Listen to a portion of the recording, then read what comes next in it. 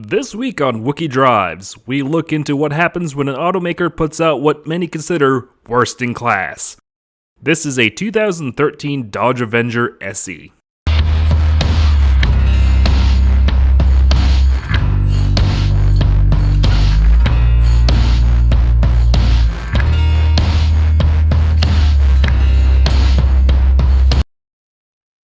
Oh, Chrysler. You made all the wrong decisions during the second half of the aughts. While the company made an impressive comeback in the 1990s with its cloud cars and big rig-inspired trucks, by the mid-aughts, its new leadership under the merger of equals of Daimler-Chrysler led to, well, clunky-looking products that were assembled with the quality and materials that make British Leyland look proud. That's probably too harsh. At least the 2013 Dodge Avenger is halfway reliable. Well, at least this one has been. It certainly is a car, a mid-sized one at that, from an American manufacturer who was coming out of bankruptcy and was under new ownership. Because we don't immediately have the money for a vast superior products, but we can try to freshen it up a little bit to hopefully sell some of these things. Now, this is actually the second Dodge Avenger Dodge had produced. The first one was a sporty-ish coupe produced as part of the Diamond Star partnership Chrysler had with Mitsubishi. That Avenger shared a modified Galant platform with that period's Chrysler Sebring, and shared much with the second-gen Eclipse. It was pretty much a replacement for the Dodge Daytona before it, an affordable, sporty-ish coupe aimed at young adults. It never really sold well, and when it came time for a redesign in 2000, the Avenger name was dropped in favor of Stratus, to tie it in with the sedan that it shared styling with.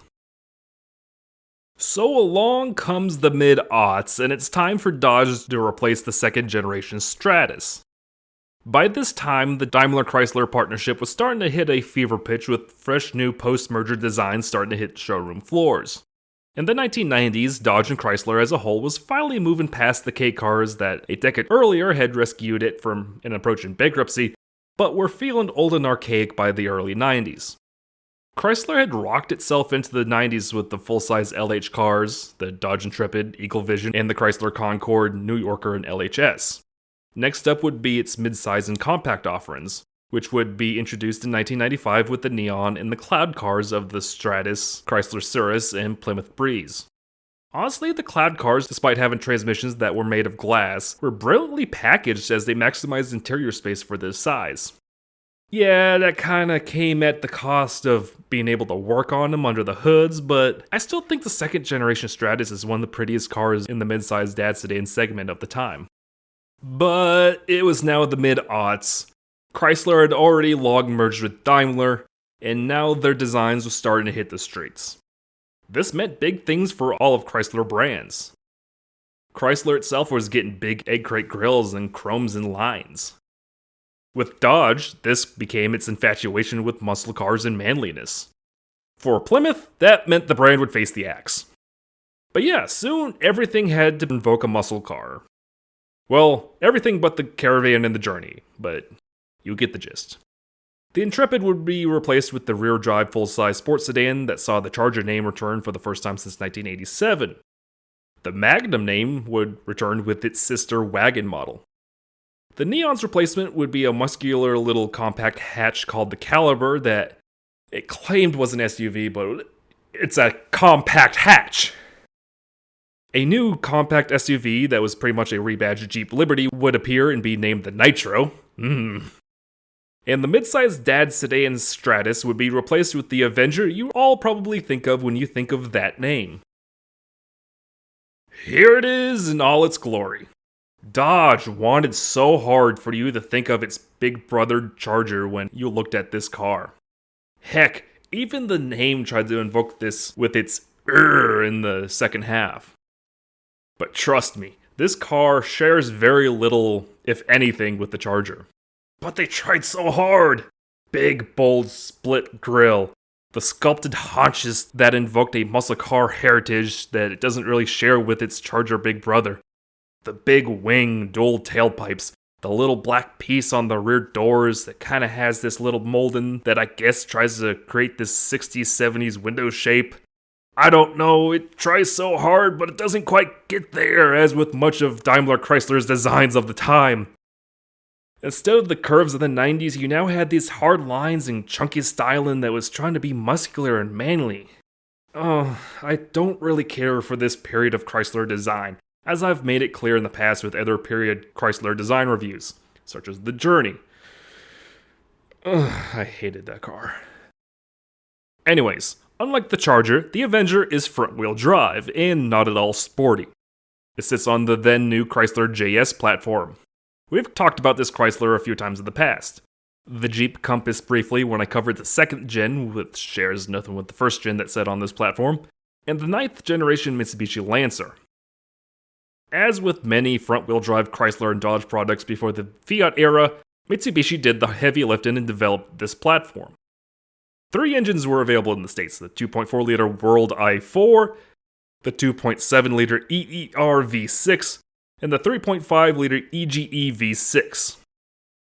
Still trucking along was the 4-speed ultra-drive automatic that traced itself back to the 1980s.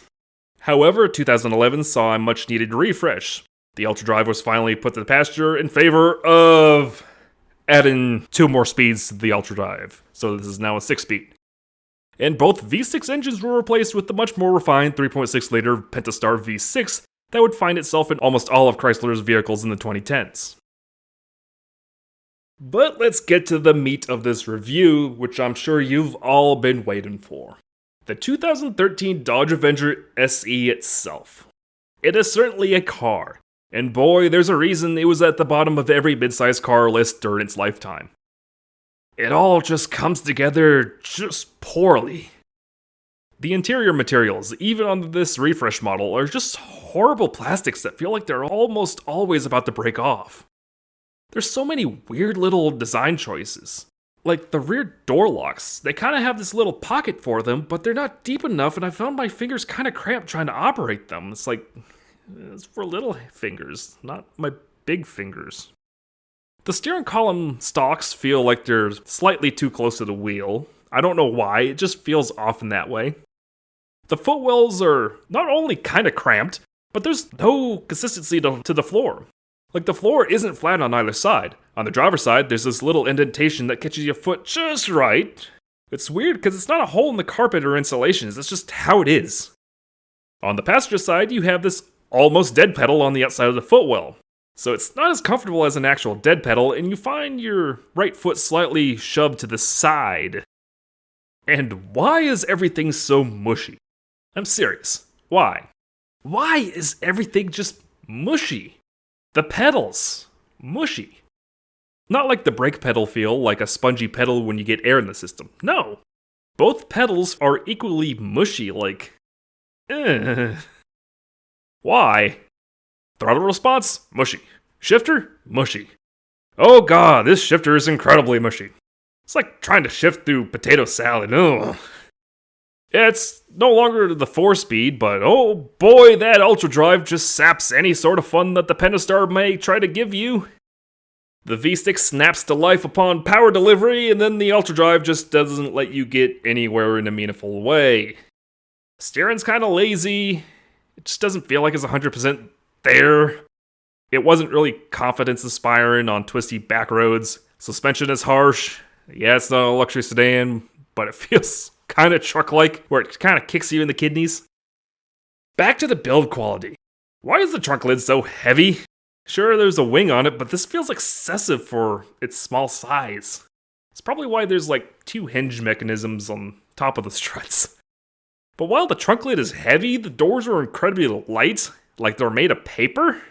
At least the back seat is large enough for a full-size adult, but you don't get any vents or charge ports on the base model SE. At least you get cup holders. Just, everything's kind of disappointing. And it's a shame. It's a perfectly fine car, but everything just feels bad. It didn't straight up anger me like the Journey did, but still not good.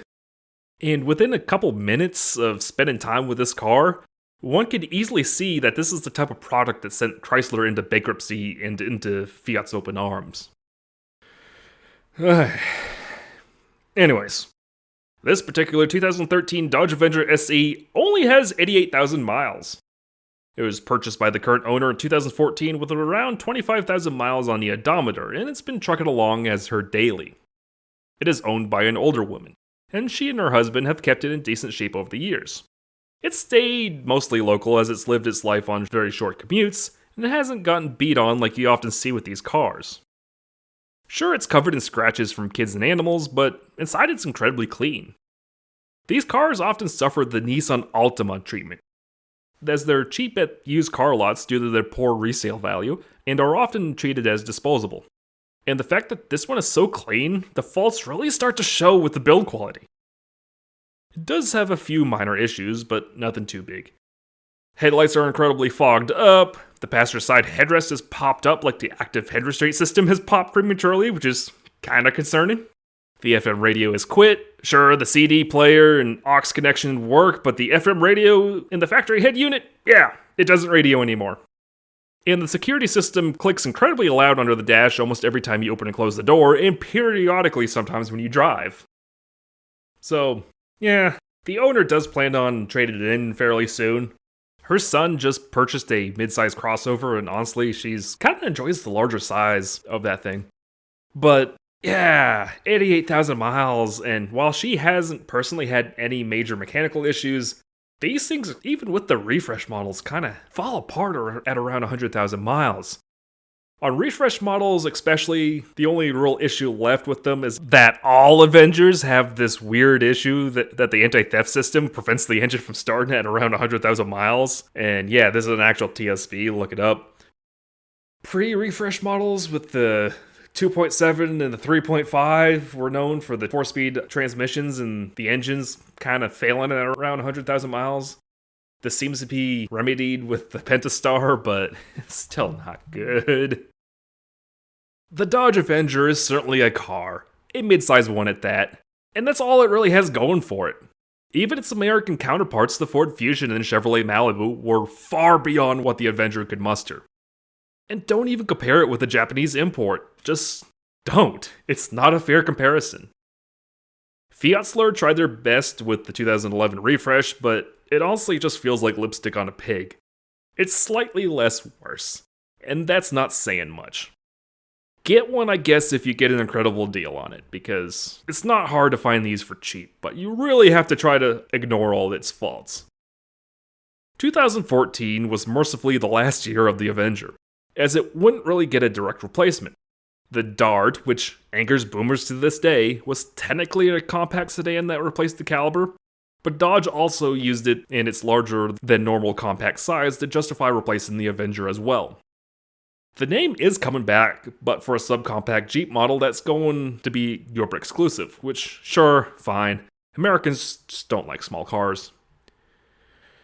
But, yeah, this is such a disappointing car. 2013 Dodge Avenger SC. Just, bleh. Have a good day, everyone. Thank you once again for watching another episode of Wookie Drives. Huge shout out to Keith of Mooresville, North Carolina and his mom for letting me drive her car for this show. If you have a car truck you'd like to see on the show and happen to be in the Mooresville or Charlotte, North Carolina area, email me your submission with wookiedrives@gmail.com. That's right, submit your car to wookiedrives@gmail.com. That's wookiedrives@gmail.com. Be sure to give the video a like, drop a comment with some feedback. Any sort of feedback and interaction really helps these small channels grow in the algorithm. Don't forget to share with all your Dodge Avenger friends. And finally, don't forget to subscribe and hit that bell for more notifications for videos like these. Thank you so much for watching, and have a good day.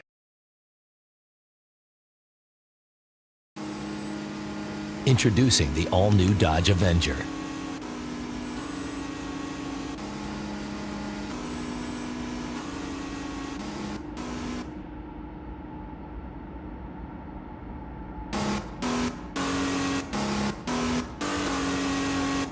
The all-new Dodge Avenger. It's a natural performer.